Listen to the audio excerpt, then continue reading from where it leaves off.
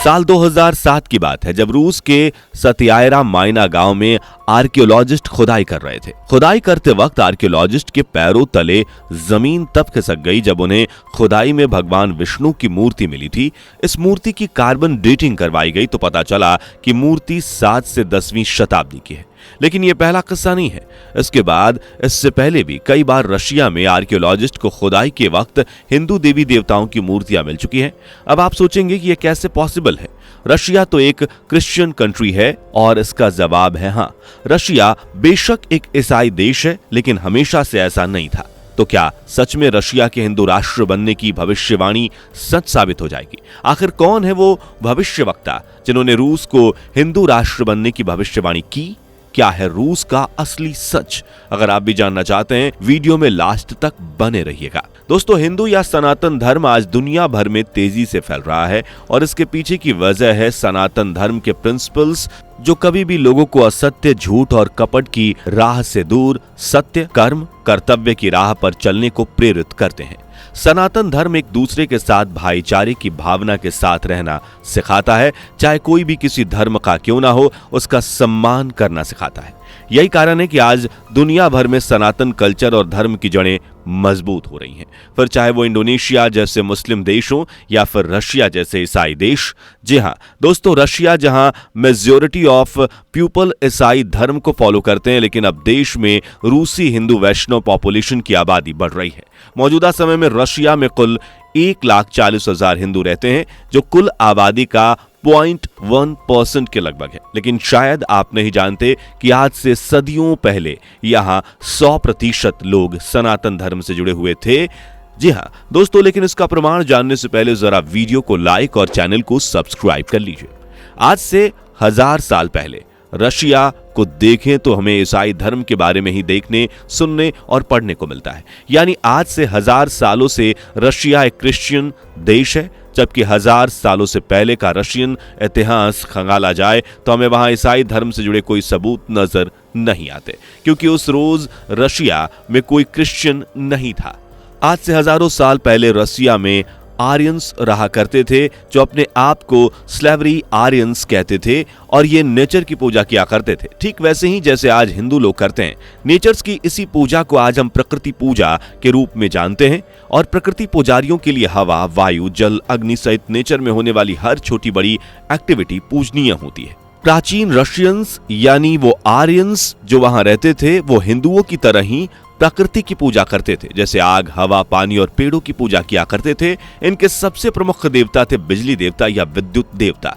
उस समय इन्हें वज्र देवता या पेरून के नाम से पुकारा जाता था और कोई भी समझौता होने की कंडीशन में पेरून देवता की ही कसम खाई जाती थी। इनके अलावा रूस के 2 और देवताओं के नाम रोग और स्वरोग था, जबकि उस जमाने में सूर्य देवता को हॉर्स, यारीला और दाक्षबोग कहा जाता था। सूर्य देवता के अलावा प्राचीन रशियंस आर्यंस के बीच दीवा, जीवा, लादा, माकोश और मोराना सहित अन्य देवी देवता पूजनीय थे। यहाँ मोराना को मौत की देवी कहा जाता था। रशिया और भारतीय इतिहासकारों की माने तो प्राचीन समय में रशिया में रहने वाले आर्यंस के पूजा करने का तरीका काफी हद तक हिंदुओं से मेल खाता था। साथ ही देवी देवताओं में भी काफी सिमिलैरिटीज थी। जैसे सूर्य देवता और जीव यानी जीवात्मा जिनका जिक्र हिंदू धर्म में मिलता है, जबकि कुछ लोग तो इसी मिलते जुलते कल्चर के चलते इन्हें हिंदू भी बताते हैं और इनका मानना है कि रशिया का प्राचीन धर्म काफी हद तक मेल खाता है। इसके अलावा रशियन भाषा भी कहीं ना कहीं ये प्रूफ करती है कि ये पहले हिंदुओं का ही सिक्का यहाँ चलता था, क्योंकि रशियन भाषा में आज 2000 से ज्यादा शब्द ऐसे हैं जो संस्कृत से उठाए गए हैं। वहीं कई स्लैविक भाषा के शब्द भी संस्कृत से मेल खाते हैं। जैसे संस्कृत में मुक्ति को मोक्ष कहा जाता है, जबकि स्लैविक लैंग्वेज में ये हो जाती है मोकोशा, जबकि हमारा स्वर्ग इनकी भाषा में स्वरोग होता है। इनके अलावा रशियंस आर्यंस स्वस्तिक के चिन्ह को भी काफी शुभ मानते थे, ठीक वैसे ही जैसे हिंदू मानते हैं। रशियंस आर्यंस स्वस्तिक के चिन्ह की पूजा भी करते थे। साथ ही रशियन आर्यंस के अपने वेद भी थे। जी हाँ दोस्तों, सनातन धर्म में वेद जो जीवन का सही मार्ग बताते हैं, वैसे ही रशियन इतिहास के मुताबिक रशियन आर्यंस के भी वेद थे जो उन्हें भी जिंदगी जीने का असली तरीका बताते थे।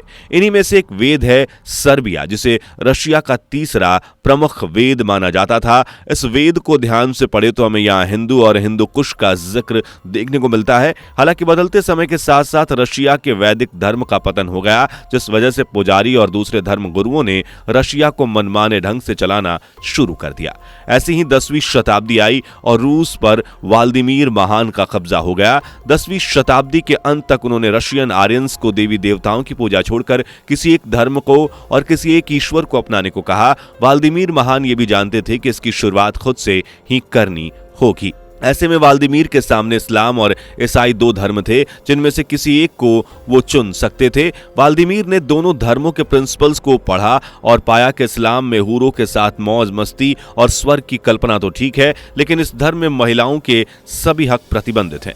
शराब सहित कई दूसरी चीजों पर भी पूरी तरह से बैन लगाया गया है। इसके अलावा व्लादिमीर महान को खतने की प्रथा भी कुछ खास रास नहीं आई, इसलिए उन्होंने इस्लाम को कबूल ना करके ईसाई धर्म को कबूल कर लिया, जिसमें किसी भी तरह की पाबंदी का जिक्र नहीं किया गया है। अब ईसाई धर्म को स्वीकार करने के बाद व्लादिमीर महान ने अपनी जनता से भी इस धर्म को स्वीकार करने के लिए कहा। ज्यादातर लोगों को अपने शासक का यह हुक्म मानना पड़ा और ज्यादातर लोगों ने ईसाई धर्म को कबूल कर लिया। हालांकि इसके बाद भी कुछ अन्य रशियन आर्यंस ने छुप छुप के अपनी प्राचीन परंपराओं और रीति रिवाजों को जिंदा रखते हुए पूजा पाठ की, लेकिन बदलते वक्त के साथ साथ रशिया से सनातन धर्म या वैदिक धर्म हमेशा हमेशा के लिए जैसे गायब हो गया। लेकिन इसके सबूत आज भी आर्कियोलॉजिस्ट को खुदाई के दौरान मिलते रहते हैं, जिसका एक उदाहरण हम आपको ऊपर ही दे चुके हैं।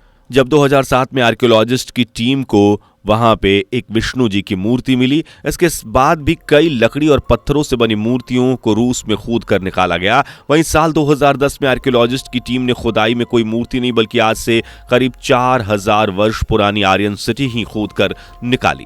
जी हाँ दोस्तों, 2010 में जब रशिया में आर्कियोलॉजिस्ट की टीम खुदाई शुरू कर रही थी तो उन्होंने पूरी की पूरी आर्यन सिटी को ही खोज निकाला। माना जाता है कि यह शहर 4000 साल पुराना है। यहाँ सिक्के, अंगूठी, बर्तन, मूर्तियां और स्वस्तिक चिन्ह सहित कई प्रमाण मिलते हैं जो इस ओर इशारा करते हैं कि रशिया में पहले हिंदुओं का निवास हुआ करता था। शायद यही कारण है कि कई भविष्यवक्ता रूस को आने वाले समय में हिंदू राष्ट्र बनाने की भविष्यवाणी करते हैं। इसका उदाहरण है भविष्य मलिका पुराण।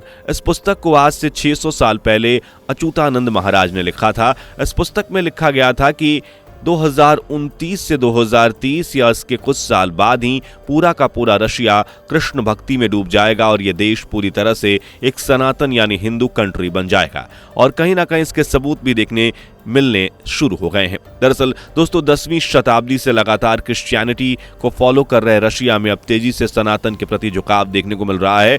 देश की आबादी के बीच हिंदू धर्म तेजी से फैल रहा है। यही वजह है कि रशिया की कुल आबादी में वैष्णव हिंदू की पॉपुलेशन लगातार बढ़ती ही जा रही है। रशिया में आज लोग कृष्ण भक्ति में डूबे देखे जा सकते हैं। जगह जगह भजन कीर्तन लोगों की पसंद बनती जा रही है। जहां पहले गिरजाघर के लोग दुआ करते थे, वहीं आज हरे कृष्णा का जाप किया जा रहा है। रशिया में आप महिलाओं को पारंपरिक सनातनी कपड़े जैसे बदन पर साड़ी, माथे पर चंदन का टीका, बालों में गजरा जैसी चीजों को लगाकर कृष्ण भक्ति की थाप पर झूमते हुए नजर आ सकते हैं। हाल ही के दिनों में ऐसे कई नामी रशियंस को देखा गया है जिन्होंने क्रिश्चियनिटी को छोड़कर सनातन धर्म को अपनाया है। इन्हीं में से एक है रूस के एटोन एंड्रीव, जो रूस की क्लिनिकल साइकोलॉजिस्ट हैं और मई 2023 में इन्होंने ईसाई धर्म को छोड़कर हिंदू धर्म को अपनाया है। सनातन धर्म अपनाते ही उन्होंने अपना नाम एंटोन से बदलकर अनंतानंदनाथ कर लिया है और वाराणसी के शिवाला स्थित वाग्योग चेतना पीठम में पूरे अनुष्ठान के साथ सनातन धर्म को कबूल किया है। इसी तरह अनेकों रशियंस ने हाल ही में सनातन धर्म को अपनाया है और फिलहाल भी ये सिलसिला जारी है। और अगर यूं ही चलता रहा तो अच्युतानंद महाराज की भविष्यवाणी सही साबित होने से कोई रोक नहीं सकता। वैसे दोस्तों, आपको क्या लगता है, ये भविष्यवाणी सही साबित होगी या फिर सिर्फ कहानी ही बनकर रह जाएगी? अपनी राय नीचे कॉमेंट करके जरूर बताएं। वीडियो पसंद आई हो तो लाइक शेयर करके चैनल को सब्सक्राइब कर ले। साथ ही चैनल से पहली बार जुड़े हैं तो लाइक शेयर और सब्सक्राइब करना बिल्कुल ना भूलें। दोस्तों, आपको स्क्रीन पर 2 और वीडियोस दिखाई दे रही हैं, जिसे देखने के लिए स्क्रीन पर क्लिक करें।